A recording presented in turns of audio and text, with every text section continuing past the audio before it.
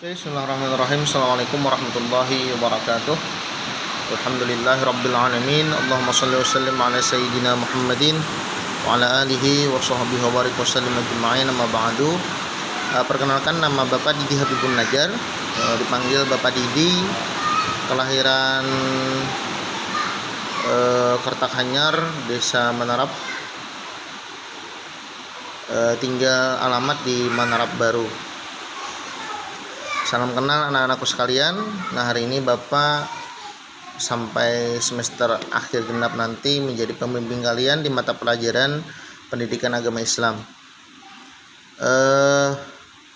Bapak berharap bahwa kalian bisa mengikuti pembelajaran secara online ini dengan baik, benar, dan serius, dan mudah-mudahan ini menjadi kebaikan, menjadi ilmu yang bermanfaat, dan mudah-mudahan ini menjadi bagian dari pahala yang Allah balas nanti di akhirat kelak. Serta tentunya kita berharap bahwa pendidikan agama Islam ini tertanam tidak hanya dari segi ilmu pengetahuan, tetapi dari segi perilaku, tingkah laku yang baik, dan menjadikan diri kita menjadi lebih bermakna dalam kebaikan, insyaallah.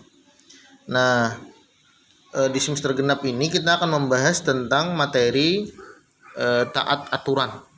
Di bab ke-6, taat aturan, menggunakan buku aplikasi, Bapak, ini aplikasi buku pendidikan agama Islam. Jadi taat aturan itu adalah prinsip dasar Islam. Aturan kepada Allah, aturan kepada Rasul, aturan sesuatu yang sudah disepakati. Kalau misalnya aturan kepada Allah itu adalah aturan yang berdasarkan dalil Al-Quran. Perintah Allah misalnya sholat, perintah Allah puasa, larangan Allah meminum minuman khamar, larangan Allah mendekati zina, larangan Allah memakan harta riba. Nah, sedangkan aturan Rasul Shallallahu Alaihi Wasallam itu adalah yang terkandung di dalam hadis. Misalnya Rasul mensunnahkan kepada kita, yaitu perbuatan-perbuatan seperti bersiwak, puasa sunnah. Nah, dan larangan-larangan yang Rasul sampaikan melalui hadis, misalnya seperti apa? Seperti mencuri. Hadis yang terkenal itu, apa kata Rasul? Lau saraqat Fatimah binti Muhammadin laqata'tu yadaha. Lau saraqat Fatimah binti Muhammadin laqata'tu yadaha. Seandainya Fatimah binti Muhammad pun mencuri, aku akan potong tangannya. Nah, sedangkan seperti budaya itu, misalnya kalau budaya ketimuran di Indonesia itu kita terbiasa bertutur kata yang lembut, bertutur kata yang ramah, memuliakan tamu, dan sebagainya. Kalau dalam konteks Indonesia itu kita taat terhadap undang-undang dasar, terhadap undang-undang dan turunan di bawahnya. Nah, itu ketaatan, taat aturan.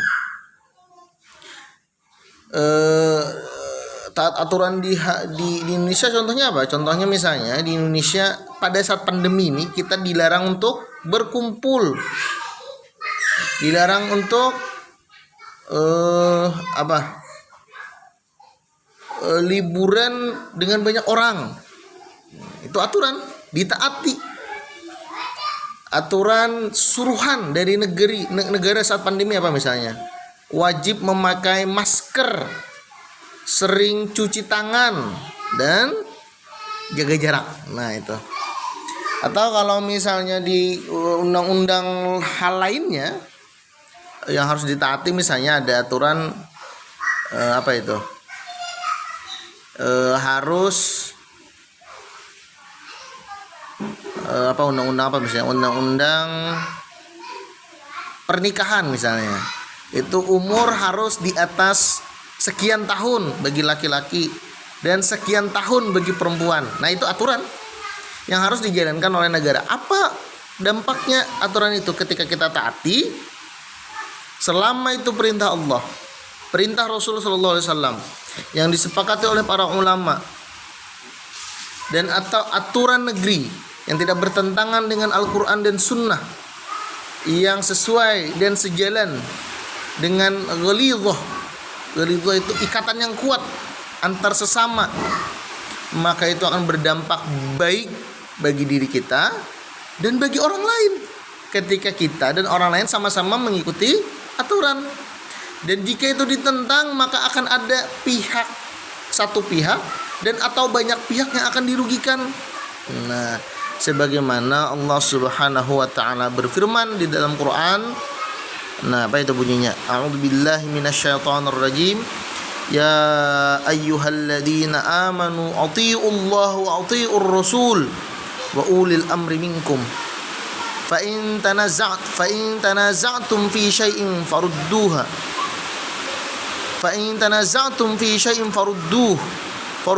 ila Allah war rasul in kuntum tu'minuna billahi bil yaumil akhir dzalika khairu wa ahsanu ta'wila. Nah, itu ayatnya. Jadi Allah Subhanahu wa taala memerintahkan kepada orang-orang yang beriman, yang merasa dirinya beriman, untuk taat, satu, kepada Allah, dua, taat kepada Rasul, tiga, taat kepada ulil amri. Ulil amri itu adalah wali. Wali itu apa? Pemimpin. Pemimpin, baik itu pemimpin negara, pemimpin daerah, pemimpin RT, pemimpin keluarga, orang tua. Nah, kalau bersuami istri itu pemimpinnya adalah suami. Kalau kita menjadi anak, maka pemimpin adalah ayah. Disuruh taat kepada Allah dan Rasul serta para pemimpin. Jika sekiranya, tapi jika sekiranya kamu berbeda pendapat dari para pemimpin dan yang dipimpin karena mempunyai landasan misalnya, atau berbeda pendapat antar anak buah yang mengartikan artinya tersebut, maka kembalilah kepada Allah dan Rasulnya.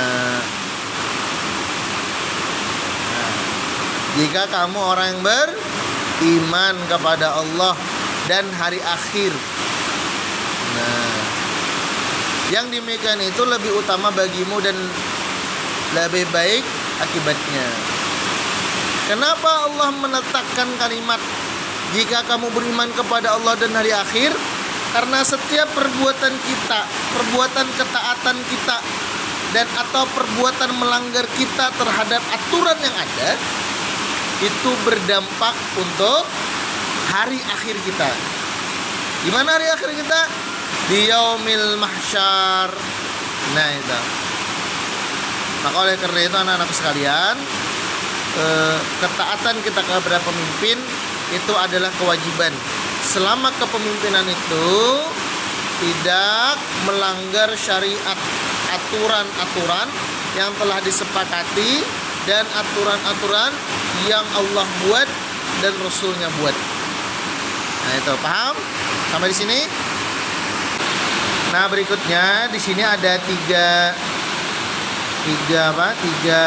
pernyataan, tiga kisah, tiga keadaan.